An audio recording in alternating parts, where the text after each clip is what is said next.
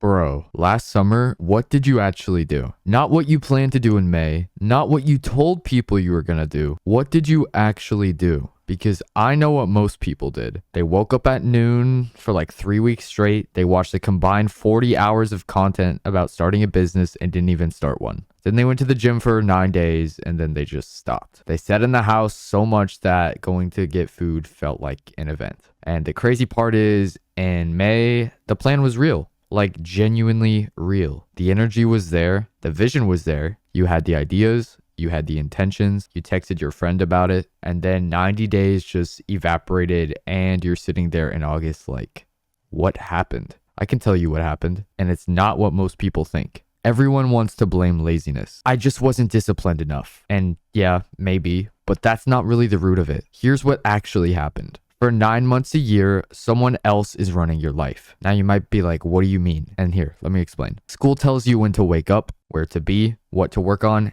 when you're done, and you hate it. But it's basically keeping you alive as a functional person. It's the scaffolding. Summer pulls that out overnight. Now you've got 16 hours a day and nobody's telling you what to do with any of it. And if you think you're naturally going to fill that with productive stuff because you want to, you're not.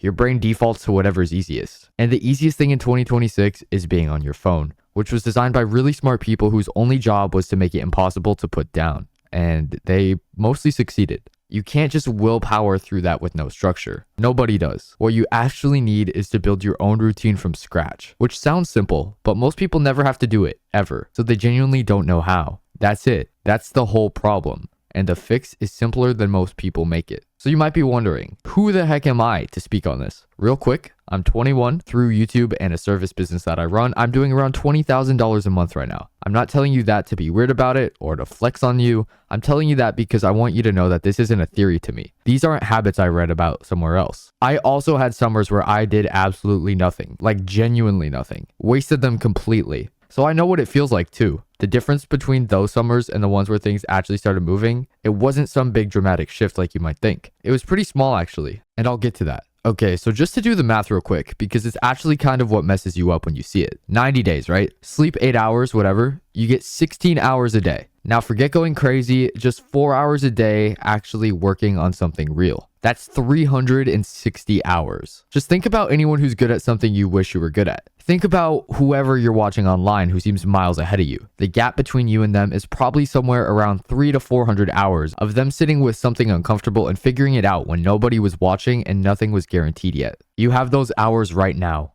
right in front of you, free, no schedule to blame, no homework, nothing. 360 hours on one thing this summer will change your life. And I'm not just saying that to hype you. That's just what the amount of time does to a skill or business if you actually use it. All right, I have to talk about something specific because it's too real. There's a type of person, and I was this person in the past, who spends the first 3 weeks of summer doing everything except the actual thing. They design a logo for a business with 0 clients. They build a website that's getting no traffic. They've got a brand color palette picked out, a Notion workspace that is genuinely a beautiful work of art, a whole About Me section written for an audience that doesn't even exist yet. Bro, that's not a business, that is scrapbooking. I hate to break it to you. The logo doesn't matter. The website doesn't matter. None of that matters until you've made money. Start the ugly version. Send that horrible pitch. Post the video that isn't ready yet. The branding can come after you've built something worth branding. I genuinely wasted so much time on this and I cringed just thinking about it. And here's the other one, the one that gets people. And this one is sneaky because it genuinely feels like you're working, but it is just spending all your time consuming stuff about the thing rather than doing the actual thing. Watching 6 hours of YouTube about building a business, researching your niche for 2 weeks, listening to podcasts about making money while doing nothing that actually makes money.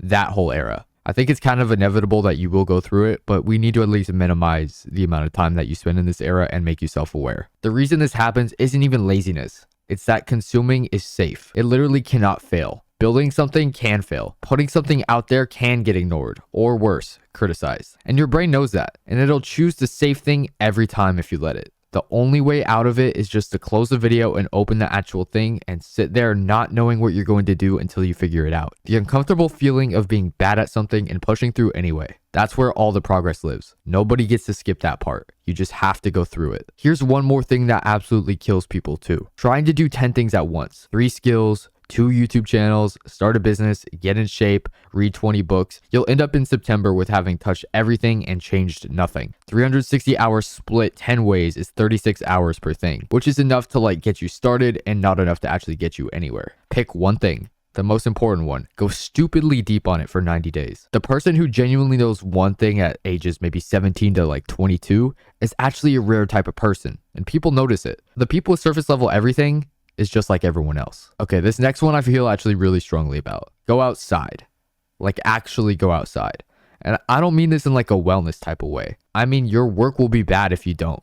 Genuinely. If all you do is consume other people's content and sit in your room and grind, your stuff starts to feel hollow. Because it is hollow. You have nothing new coming in, so nothing interesting can come out. You're just remixing things you've already seen, and people can feel that. Every interesting thing I've ever made, every idea that actually worked, it came from living something. A conversation, a place I hadn't yet been to before, something I experienced that made me think. Never from just staring at a screen. So protect your mornings for the actual work, then go live in the afternoon. It's actually how good work gets made. The grind needs fuel, and your real life is that fuel. So here's what that looks like practically. Wake up before noon. Just that. Start there. Please for your own sake. First few hours of your day. Phone is in another room or not on your desk at least. Not face down on your desk. Another room, another object, something where you can't reach it. And you work on one thing. That's the whole morning routine. I don't care about you taking cold showers or journaling or doing breath work, nothing like that, not needed, just that. And here's the small thing that actually changed everything for me. Before I go to sleep, I write down one thing I'm going to do when I wake up. One thing. Not a list of 15 things to distract you, because if you wake up and you don't already know what you're going to be doing first, you'll spend an hour negotiating with yourself and then do nothing. The decision has to be made the night before when you're not tired and not distracted yet. That's it. That's genuinely it. It's not that complicated. Most people just never do it. Here's what I used to do. May would come around and I'd write the whole list of everything I was going to do over the summer. And it felt real. It felt like a plan. But a list is not a plan. Wanting something isn't the same as deciding to do it. There's a version of, I want to start a business this summer. And then there's, I'm spending first 4 hours of tomorrow working on this specific thing and I'm going to do that every day until September. While those two sentences feel similar, they're completely different things. One of them survives a random Tuesday where you don't feel like doing it. The other one does not. That's just the whole thing. Just make an actual decision. Not about some big 5-year vision, just about tomorrow morning. What's the one thing? What time are you starting? And what are you working on? Do that 90 days in a row, and I promise you September will look completely different. Not because of inspiration or motivation or those temporary things, just because of what the 360 hours of doing real work does. It will change things. That's just how time works when you actually use it. 90 days, one thing, start tomorrow. Subscribe for more videos.